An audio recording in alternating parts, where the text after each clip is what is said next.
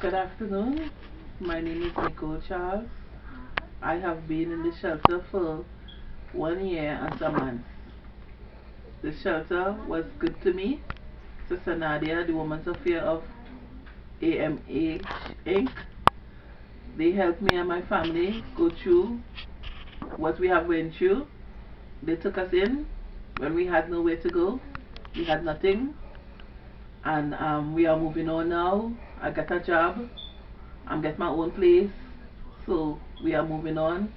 I just want to thank everybody who has helped me in the shelter and has helped the shelter.